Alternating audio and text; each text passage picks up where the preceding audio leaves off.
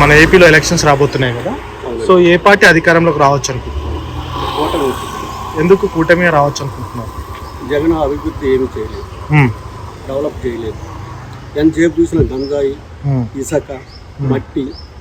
ఎవరైనా ఇట్లా ఛానల్ ముందు మాట్లాడినా కూడా వాడు ఏ ఊరోడు ఏందని మళ్ళీ కొట్టడం, వాళ్ళ కార్యకర్తలు ఇదే పని. ఓకే, సో ఏపీలో ఎలాంటి డెవలప్మెంట్ జరిగితే బాగుంటుంది అంటారు? పరిశ్రమలు రావాలండి. ఓకే, పరిశ్రమలు లేవు, పోలవరం పూర్తి చేయలేదు, రాజధాని లేదు, ఏ ప్రాజెక్టు ఏది పూర్తి చేయలేదు.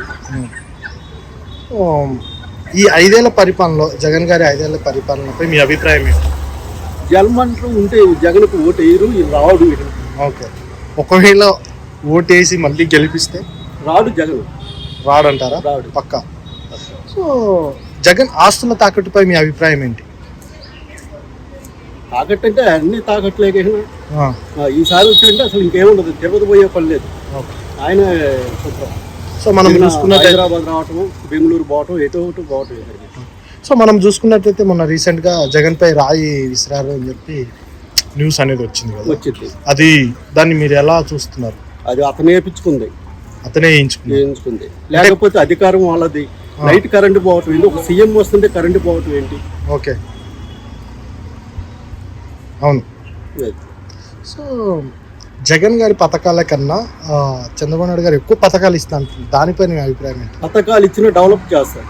ఓకే, ఒక నమ్మకం ఉంది. ఒక విద్యార్థులు ఇప్పుడు చదువుకొని హైదరాబాద్లో ఏమైనా హాస్టల్లో ఉంటున్నారు, ఆడపిల్లలు మగపిల్లలు, పెళ్లిళ్ళు కాక, ఉద్యోగాలు లేక. అదే చంద్రబాబు నాయుడు ఉంటే ఉద్యోగాలు వస్తాయి, డెవలప్ అయ్యిద్ది, పథకాలు ఇస్తాడు, అన్నీ చేస్తాడు. పవన్ కళ్యాణ్ గారు పిఠాపురం నుంచి పోటీ చేస్తున్నారు కదా, సో ఆయన ఈసారి రావచ్చా? మళ్ళీ కంపల్సరీ గెలుస్తారు. ఎంత మెజారిటీతో గెలుస్తారు? అసలు ఎందుకు గెలుస్తాడు అనుకుంటున్నారు? ఎందుకు గెలుస్తాడంటే ఒకసారి చూడాలి పవన్ కళ్యాణ్ గారిని, ఒక అభిమానం ఉంది ఆయన మీద. అందువల్ల పోయినసారి ఓడించుకున్నాం కనుక ఈసారి గెలిపించుకోవాలని పట్టుదలతో అందరు ఉన్నారు. ఓకే, సో ఎంత మెజారిటీతో గెలవచ్చు అనుకుంటున్నారు? నాకు తెలిసినందుకు ఒక 70,000 మెజార్టీ వచ్చింది. ఓకే సార్, ఇప్పుడు ప్రస్తుతం ఏపీ రాజకీయాల్లో వైఎస్ షర్మిల గారి పాత్ర ఎంతవరకు ఉండొచ్చు? జగన్కి నష్టం వచ్చింది, అసలు బాగా వచ్చింది. అంటే ఓట్లు అనేది చీలే అవకాశం, చీలకపోయినా జగన్ అంటూ ఓట్లు వేయరు. ఒక రౌడీయిజం, గూండాయిజం, ఇట్లా ఇక్కడ హైదరాబాద్ లో ఈ ఛానల్ ముందు మాట్లాడుతున్నాం, అదే మా ఊర్లో మాట్లాడితే మా ఊర్లో మళ్ళీ కొడతారు.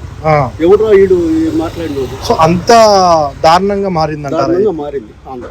సో దేని వల్ల మారింది? రౌడీయిజం, గంజాయి, మందులు, ఇసుక, ఈ బ్యాచ్ని మేపటం, ఊరికి వచ్చి 4-5 మేపటం, కోటా బియ్యం అమ్ముకోవటం. అంటే జగన్ గారు అధికారంలోకి వచ్చిన తర్వాత మద్యాన్ని నిషేధిస్తా అని చెప్పి అన్నారు కదా, సో అది జరగలేదా? ఏది చేశాడు? మద్యం కానీ తొలిసారి వస్తే ఎవరైనా రాజధానికి ప్రజావేదిక కూల్చేవాళ్ళు ఏ ముఖ్యమంత్రి ఉంటారా? ప్రజావేదిక ఫస్టే కూల్చాడు. అలాంటి ముఖ్యమంత్రి ఇంకా కావాలని ఆంధ్ర వాళ్ళకి. ఆడవాళ్ళు అమరావతిలో ఆమె నిరహార దీక్ష చేసుకుంటున్నారు, వాళ్ళు ఉసురు తగిలిద్ది. సెంట్రల్లో కూడా ఎలక్షన్స్ వస్తున్నాయి కదా సార్, సెంట్రల్లో కూడా ఎలక్షన్స్ వస్తున్నాయి కదా, సో సెంట్రల్లో మళ్ళీ బీజేపీ రావచ్చా లేదంటే కాంగ్రెస్ అన్న రావచ్చా? బీజేపీ వచ్చిద్దని. ఎందుకు వచ్చింది అనుకుంటున్నారు? ఒకవేళ వస్తే ఎంత మెజార్టీతో వచ్చింది? ఎందుకు వచ్చిందంటే అక్కడ అవతల పార్టీకి సరైన నాయకత్వం లేక, అందువల్ల. ఎంత మెజార్టీతో రావచ్చు? బీజేపీ అధికారంలోకి వచ్చింది, ఎంత మెజార్టీ మనం చెప్పలేము. సో మన ఏపీ విషయానికి వచ్చినట్టయితే ఇంకా ఏపీ గురించి ఏమైనా మాట్లాడాలనుకుంటున్నారు? అనుకునేది ఏముందండి, ఉద్యోగాలు లేవు చదువుకున్న పిల్లలకి.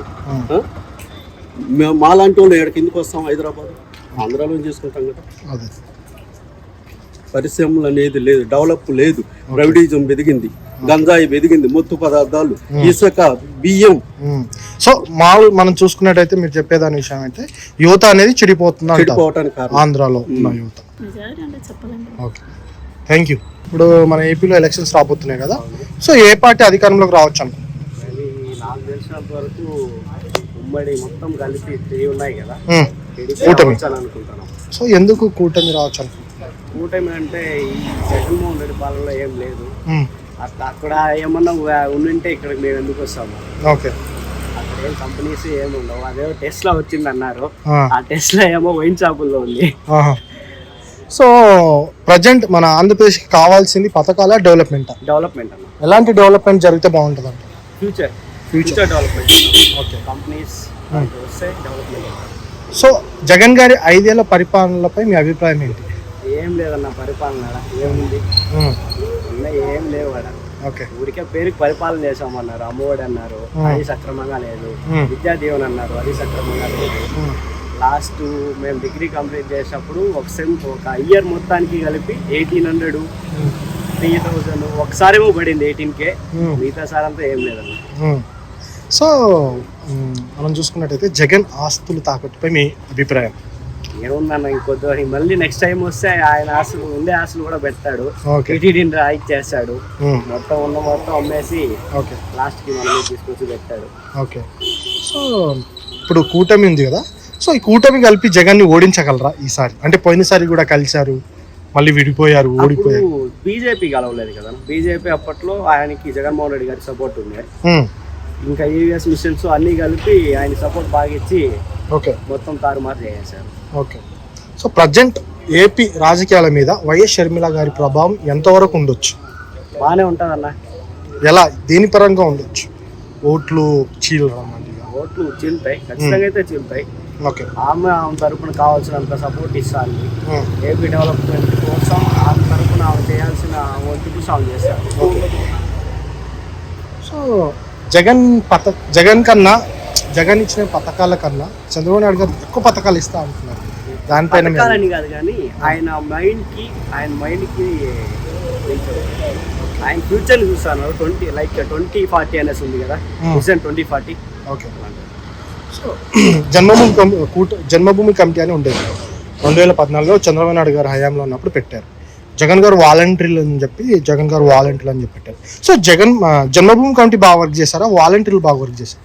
మరి జన్మభూమినే వాళ్ళు బాగా వర్క్ చేశారు. వాలంటీర్లు ఏముందన్న, మొన్న కూడా చూసుకున్నట్లయితే ఇక్కడ పిఠాపురం పవన్ కళ్యాణ్ గారు పోటీ చేసే చోట వాలంటీర్లు సపోర్ట్ తీసుకొని డబ్బులు పంచడం జరిగింది.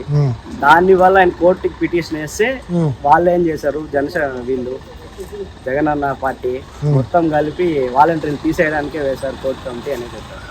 సో పిఠాపురం నుంచి పవన్ కళ్యాణ్ గారు పోటీ చేస్తున్నారు కదా, ఆయన ఈసారి అధికారంలోకి రావచ్చు? రావచ్చు. ఎంత మెజార్టీతో రావచ్చు? ఈసారి అయితే భారీ మెజార్టీతో రావచ్చు. ఆయనకున్న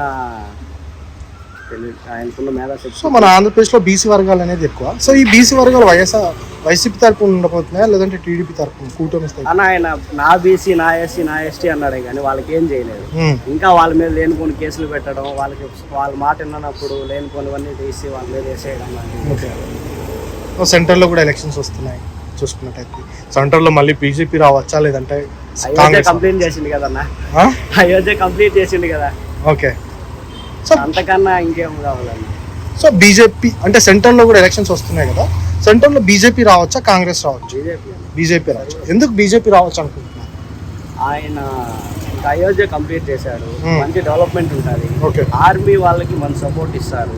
ఇంకా దాని గురించి ఇంకేం కావాలన్నా, దేశాన్ని కాపాడడం కన్నా వేరేదే ఉంటుంది. ఏం లేదంటారు. సో ఎంత మెజార్టీతో రావచ్చు? మెజార్టీలో మనకి ఖచ్చితంగా సార్ ఆయనే రావచ్చు.